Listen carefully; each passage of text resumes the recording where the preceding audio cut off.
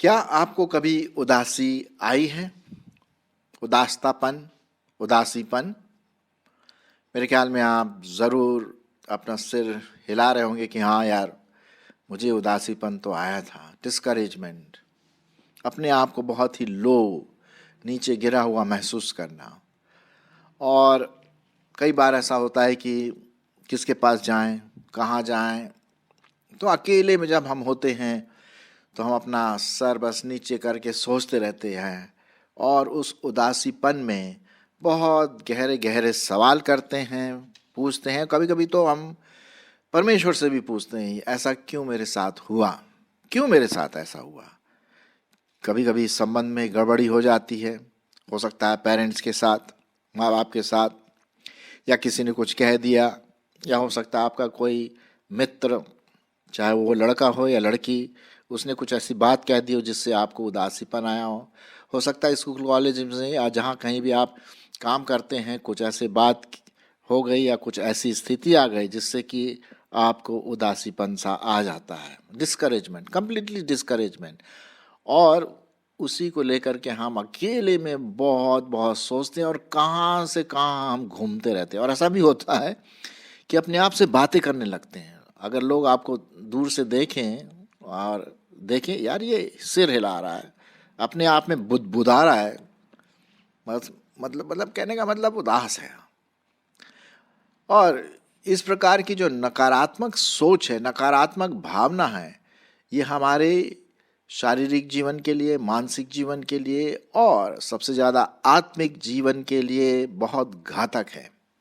अगर हम इस दलदल में फंस गए ना तो फिर वहाँ से निकलना इतना आसान नहीं है। आसान तभी हो सकता है जब कोई आकर के आपको सलाह दे, मशवरा दे, आपकी सहायता करे, आपको प्रोत्साहन करे, तभी बात बन सकती है। सो उदासीपन जनरली लोगों के बीच में, जवानों के बीच में, माँ बाप के बीच में, बच्चों के बीच में, कलीग्स के बीच में आ जाता है। सो आइए हम इसी के बारे में थोड़ा सा देखेंगे किस प्रकार से एक नकारात्मक, नेगेटिव एटीट्यूड हमारे जीवन में बहुत परेशानी का कारण बन सकता है। इसी के बारे में पौलुस अपने कुरिन्थ के लोगों को, जो कुरिन्थ की जो कलीसिया है, उनको कुछ बातें कहता है उदासीपन के लिए। और वो चाहता है कि मेरे आने से, मेरे बताने से तुम लोगों का उदासीपन दूर हो करके तुम बहुत खुश हो जाओ और एक प्रकार से इनकरेजमेंट हो जाए, तुमको प्रोत्साहन मिले।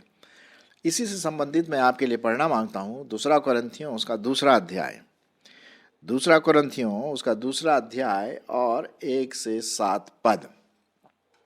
अब नोट कीजिए यहाँ पर कितनी बार उदास जो शब्द है यहाँ पर पाया जाता है। इससे ये प्रकट होता है कि पौलुस भी इस बात में थोड़ा सा याद था, उसको पता था कि लोग उदास होते हैं और मेरा और आपका काम ये है कि हम उनको जा कर के उन उदासी का जो उनकी भावना है उनको दूर करके उनको प्रोत्साहन दें।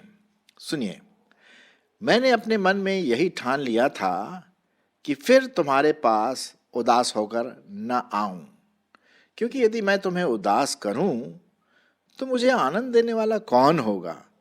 केवल वही जिसको मैंने उदास किया है।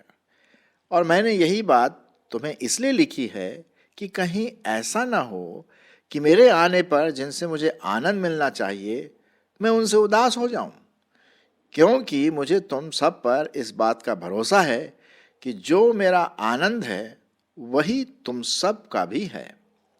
बड़े क्लेश और मन के कष्ट से मैंने बहुत से आंसू बहा बहा कर तुम्हें लिखा था, इसलिए नहीं कि तुम उदास हो, परंतु इसलिए कि तुम उस बड़े प्रेम को जान लो जो मुझे तुमसे है। और यदि किसी ने उदास किया है तो मुझे ही नहीं वरन कि उनके साथ भी बहुत कड़ाई न करूं, कुछ कुछ तुम सबको भी उदास किया है। ऐसे जन के लिए धन जो भाइयों में से बहुतों ने दिया बहुत है, इसलिए इससे यह भला है कि उसका अपराध क्षमा करो और शांति दो, और न हो कि ऐसा मनुष्य उदासी में डूब जाए। जी हाँ, ज़रूर हमारे जीवनों में उदासीपन आया है, मेरे जीवन में कई बार आया है, और फिर कई लोगों ने आकर मुझे बहुत इनकरेजमेंट दिया, अच्छे शब्द बोला, परमेश्वर का वचन शेयर किया, और मैं उदासीपन से उभर आया। हमारे जीवन में इस प्रकार की बातें होती हैं, और इसलिए ये बहुत ज़रूरी है कि हम जो भाई बहन हैं प्रभु में, वो एक दूसरे को उदासीपन करके न देखें, एक दूसरे को उदास ना करें, बल्कि एक दूसरे को हम क्या करें, प्रोत्साहन दें, हर्ट ना करें, दुख ना पहुंचाए। कभी कभी दुख पहुंचाने से भी लोग उदास हो जाते हैं, है ना। सो इस बात का आप ध्यान रखें। मैं आपके लिए इसी से संबंधित कुछ पदों को रखने की कोशिश करूंगा, जिससे हम समझ लें कि हम कैसे अपने अकेलेपन को, उस डिस्करेजमेंट को, उस उदासीपन को हम दूर कर सकते हैं। पहला पद मैं आपके लिए पढ़ूंगा, पहला थेसलोनियों उसका 5 अध्याय और 11 पद। पहला थेसलोनियों उसका 5 अध्याय और 11 पद सुनिए। इस कारण एक दूसरे को शांति दो और एक दूसरे की उन्नति का कारण बनो। किसका कारण बनो? उन्नति का, कि वो दूसरा व्यक्ति उभरे और बढ़ जाए, उन्नति हो उसकी, उदास ना बना रहे। निदान तुम ऐसा करते भी हो। तो इसलिए बहुत ज़रूरी है कि समय समय पर जब भी हमारे चर्च के लोग मिलते हैं, हमारे भाई बहन, माँ बाप और कोई भी व्यक्ति जिसे हम जानते हैं कि वो उदास है, तो उनको शांति दो परमेश्वर के वचन से, अपने अच्छे शब्दों के द्वारा, ताकि उनकी उन्नति हो, वो उदासी रूप से न बैठे। और इस तरह से आप बोल सकते हैं, मैं आपके लिए प्रार्थना करूंगा, मैं आपके लिए प्रार्थना करूंगी, बल्कि अभी मैं आपके लिए प्रार्थना करूंगा, है ना। कई बार ऐसा हुआ कि लोगों ने मुझे फ़ोन किया, पर्टिकुलर कुछ प्रॉब्लम, कुछ समस्याएं उन्होंने मेरे साथ शेयर की, और बड़े डिस्करेज थे, बड़े उदास हो गए थे, क्या करें क्या नहीं। तो मैंने उनसे कहा, देखिए मैं आपके लिए प्रार्थना करूंगा, लेकिन मैं अभी करता हूँ प्रार्थना। मैंने कहा आप आंख बंद करिए, मैं अभी आपके लिए प्रार्थना करता हूँ। तो क्या होता है, उससे दूसरे व्यक्ति को बड़ा उत्साह मिलता, इनकरेजमेंट मिलता है उदासी से दूर होने के लिए, है ना। तो हमें एक दूसरे के प्रति बहुत सेंसिटिव होना है, जागरूक होना है कि यदि कोई दूसरा व्यक्ति उदासीपन में है तो हम उनको वचन के द्वारा, प्रार्थना के द्वारा, अच्छे शब्दों के द्वारा उनको ऊपर उठाएं, उनकी उन्नति का कारण बने। मैं आपके लिए पढ़ूंगा, और यहोशू पहला अध्याय 9 पद। यहोशू की किताब और उसका पहला अध्याय और 9 पद। यहाँ परमेश्वर कहता है कि हमें डरना नहीं है, हमें हिया बांधना है, इनकरेज करना है। प्रभु का वचन हमें क्या करता है?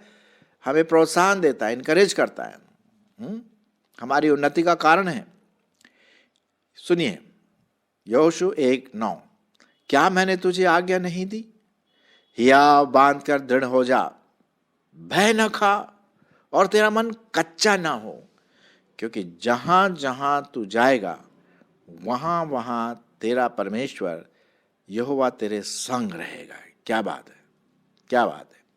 ये किसी मनुष्य का वचन नहीं है, ये परमेश्वर का सत्य वचन है, जीवते परमेश्वर का सत्य वचन है।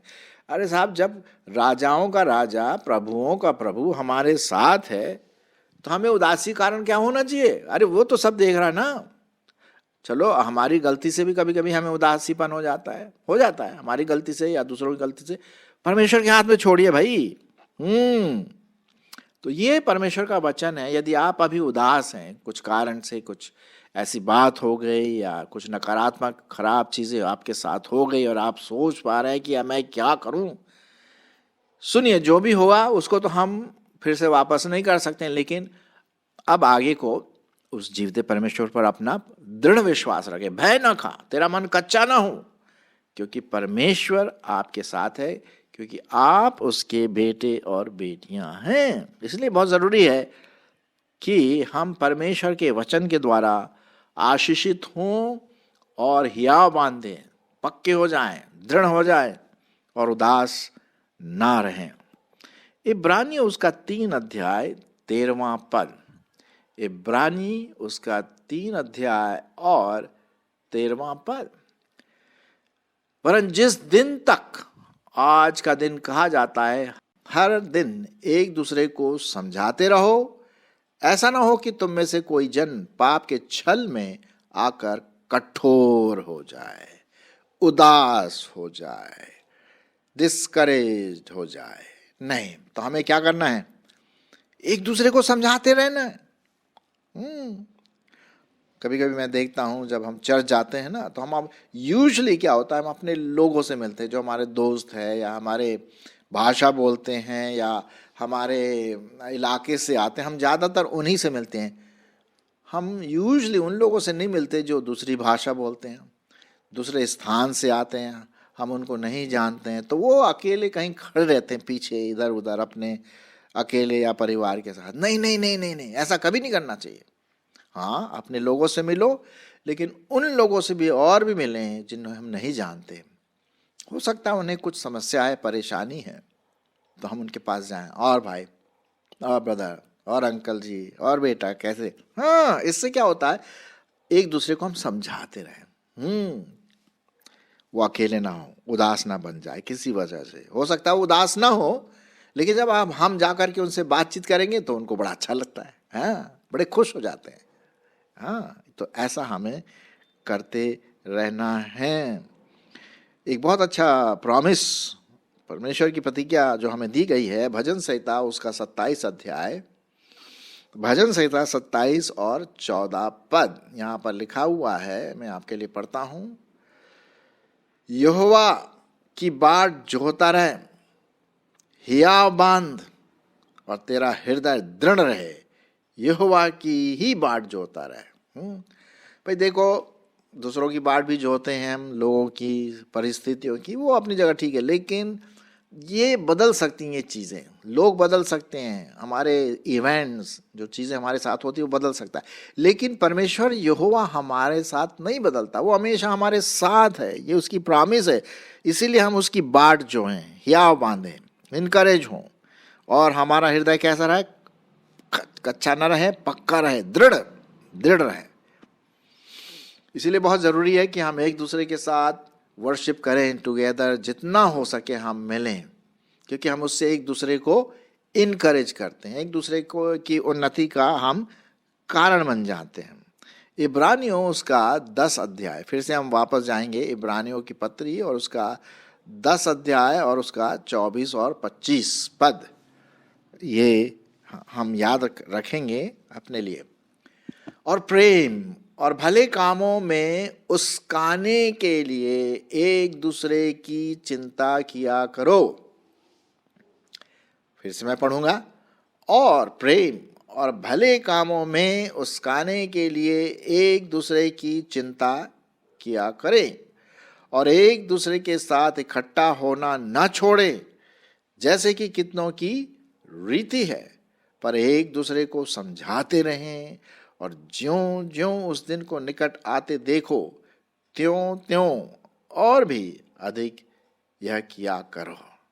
ये परमेश्वर का वचन है, ये परमेश्वर का वचन है जो हमें आज्ञा देता है कि हम प्रेम और अच्छे कामों से एक दूसरे के प्रति क्या करें, उस्काते रहें, प्रोत्साहित करते रहें, बनाते रहें, उनको उनके लिए उन्नति का कारण बन जाएगा। और एक दूसरे की चिंता करें। चिंता का मतलब भाई उसको किसी बात की ज़रूरत है, विजिट करना है, टाइम स्पेंड करना उनके साथ, ये चिंता का मतलब ये है ना। तो हमें एक दूसरे के प्रति करना है, कहीं वो उदास ना हो जाए। तभी वो उदास नहीं होंगे, है ना, उदासीपन नहीं छाएगी। तो इसमें हमें एक दूसरे की सहायता बहुत जरूरी है। अच्छा, एक चीज़ में हमें कभी भी मतलब इसको कम नहीं आंकना चाहिए, वो ये है कि यीशु मसीह का आना इतना निकट है, वो एकदम आएंगे और अपने लोगों को उठा के ले जाएंगे। तो इससे हमें क्या करना है, एक दूसरे को सांत्वना देना है, एक दूसरे को उस्काते रहना है, एक दूसरे को इनकरेज करते रहना है। तो उदासीपन का क्या मतलब भाई? सवाल ही नहीं है, कोई सवाल नहीं है उदासीपन का। फिर मैं आपके लिए इसी से संबंधित पढ़ूंगा, पहला थेसलोनियों और उसका 4 अध्याय और 18 पद। पहला थेसलोनियों 4 अध्याय और उसका 18 पद। यहाँ लिखा हुआ है, मैं 17 से पढ़ूंगा क्योंकि इसका जो संदर्भ है 18 पद का संदर्भ 17 पद भी है, ठीक है। तब हम जो जीवित और बचे रहेंगे उनके साथ बादलों पर उठा लिए जाएंगे कि हवा में प्रभु से मिलें, और इस रीति से हम सदा प्रभु के साथ रहेंगे।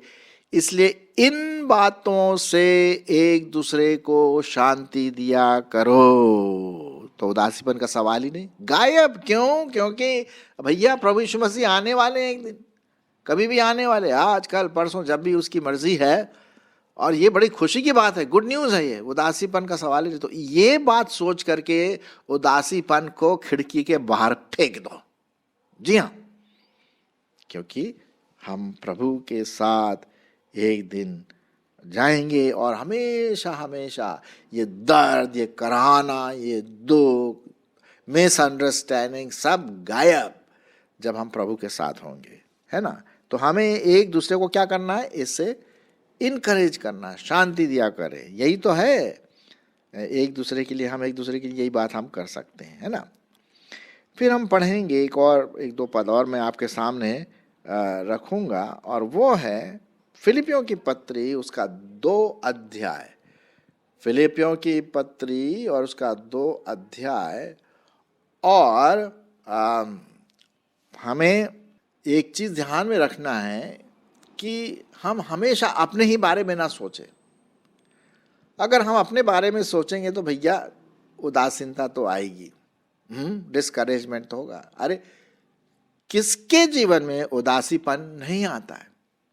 कुछ ना कुछ बातें होती है व्यक्तिगत रूप से जो हम सबके साथ शेयर नहीं करते हैं, वो अपने मन में रखते। तो अगर हम ज़्यादा अपने बारे में सोचें ना तो उदासी का कारण भी बन जाएंगे। अरे ये नहीं हुआ, अरे ये मेरे साथ हो रहा, नहीं नहीं, इसकी बजाय आप दूसरों के बारे में सोचिए, तो वो उदासीपन भी न के बराबर आएगा। सुनिए क्या लिखा हुआ है फिलिपियों उसका 2 अध्याय 3 और 4 पद।